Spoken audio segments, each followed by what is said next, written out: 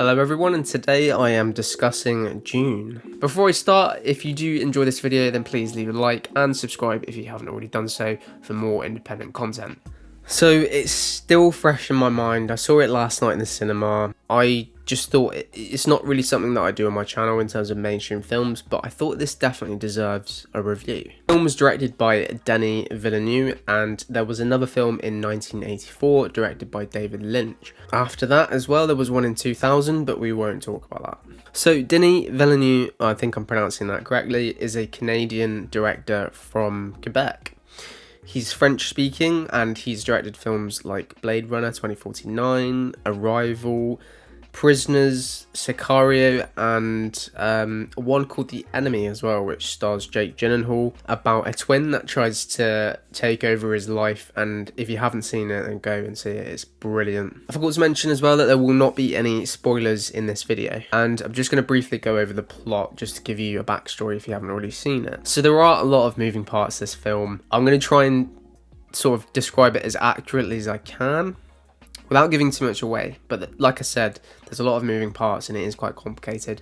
So the story follows the house of Atreides and how the Duke and his family and all of his legions of armies are sent to a planet, the Dune planet of Arrakis, and it's basically a desolate, sand-ridden, unforgivable planet that is very, very rich in a resource. There are natives there they kind of rule the planet or reside within the planet, and they're called the Fremen. They are incredible warriors with blue eyes that just want peace, but they really are incredibly vigilant to outsiders, and that's a really important part of their characteristics, I'd say.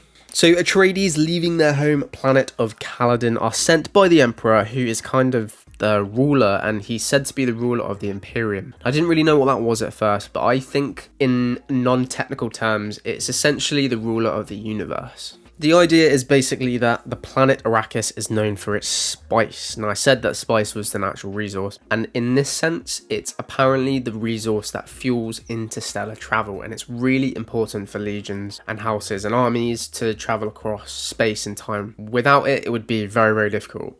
It makes it the most precious material in the Imperium. So Atreides are sent to replace its current occupiers, and apologies for the pronunciation, House Harkonnen, that's it. And you will very quickly realise they are the villains, and they're not a very nice race of aliens. They are ruthless, animalistic kind of warriors that are fueled by money. They only want to be the most wealthiest beings in the universe, or the Imperium. This makes them really, really good villains, and I would say they're very similar to the Romulans in Star Trek. It's as close as they get. Anyway, long story short, without giving too much away, it's all about the spices of this planet and the subplots. For example, there's these giant worms that live beneath the surface of Arrakis, and they're feared by everyone. They essentially control the planet. There's also, as well, an entire mystical element of the film, which adds another level, or I'd say concept, to Dune. Timothée Chalamet is basically, his character is forced to study kind of like a dark art or a mystical birthright that allows him to have visions and a superpower, which is really cool. I thought this was a really interesting aspect of the film. But I would say in part 2 we'll learn more about this, and that's where the saga gets interesting. So music is very difficult to define unless it's Hans Zimmer, and Hans Zimmer's style is unique, obvious to recognise at times, and I left this film not knowing that he did the music, but I had a guess, and my guess was right. In this film, he sort of adds an extra grandeur to it, and I would say that it's a combination between sort of the old, traditional, tribal, historic values of Arrakis, and mixed with this futuristic, almost techno sort of beat. If I'm describing that right, I don't know. But yeah, Hans Zimmer just adds that epic grandeur as well, which this film really deserves, particularly if it's getting a saga. Cast-wise, it's vast. There are so many different people. Timothée Chalamet is amazing. I would say that him and Rebecca Ferguson are the two driving forces of this film. If you are a fan of Zendaya or Javier Bardem, who is brilliant in this, by the way, he's very, very mysterious, and I feel like we're going to see a lot more of those two characters in part 2. I don't think it was perfect, this film. I didn't come out thinking that it was the best film I've seen. I didn't think it was as good as Lord of the Rings, Fellowship of the Ring, in terms of the start of a saga, but it did have that feel. And speaking of the fact that it wasn't perfect, the problems that I have with this film, and I understand from lots of different people's aspect, not necessarily mine, because when I was watching this film, I was lost in the film and it didn't seem as long because it's a 2.5 hour film, a sci-fi film. But the pace of a Denis film, the editing, everything that he sort of combines to create his story can drag on. And I went with my friend and he said that it was actually quite slow at times and it went on for ages. I thought the storyline was very, very good. The narrative was, like I said, was driven by Charlemagne and Rebecca Ferguson's character. Well, have I said that yet?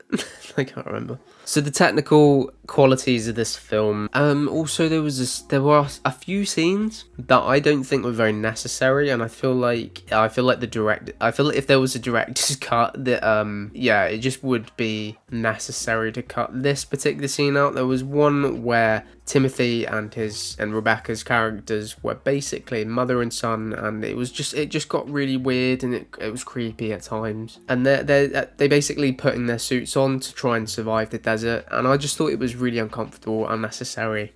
I got kind of Game of Thrones vibes from it, and I did not like that. I turned to my mate and I was, what? Like, what? He doesn't need it, to be honest. Denis' passion sort of stems from 2001 Space Odyssey, which is a Stanley Kubrick classic. It is the defining sci-fi film of a generation, and you can tell that he is sci-fi obsessed, and he really is honouring them. And all these directors, the science fiction slow pace of his films are very reminiscent of Stanley Kubrick's work, and Denis is just a student of his greatness. He also states in an interview that I watched that Francis Ford Coppola's Apocalypse Now is his all-time favourite film. He says that it's almost perfect film, and I have to admit it's one of my favourite films as well. It's in my top 10. I would say it's nearly perfect as well. It's an epic war film. Again, Coppola used to surround himself with similar people in the industry, and he used to create films like The Godfather, and it was just the way he used lighting that is so recognizable, and I literally do not know how he does it. It is crazy, and Denis is, like I said before, is a student of that, and it really comes across in Dune. So yeah, I know that Dune might not be everyone's cup of tea, especially if you do not like sci-fi films. If you do like sci-fi films, it's a must watch. You have to go and see it. I just really enjoyed the story, the cast, the vision, and just this whole creative, unique environment, or I would say ecosystem, that is created. And I know it's based on a novel, but I would liken it to things like Lord of the Rings or Game of Thrones, and its languages are created, species are created. The whole house sort of system is really fascinating to me. It's kind of like Dothraki or Elvish, I guess, in Lord of the Rings. Yeah, just really creative. When I watched A Quiet Place Part 2, it was one of those films that I wish I'd have seen in the cinema. Even though it was good at home, and on this channel I'm promoting watching films at home as well, especially independent cinema. Probably the kind of cinema that's better to be watched at home than buying a massive expensive ticket to watch in a multiplex. But in terms of multiplex, Dune is a Cineplex multiplex type of film. It's to be watched on the big screen. So yeah, if you can go and see it in the cinema at the moment, I would definitely recommend it. It's worth watching. Which leads me into my last point, sort of the point I just made. Without films like Dune, independent cinema would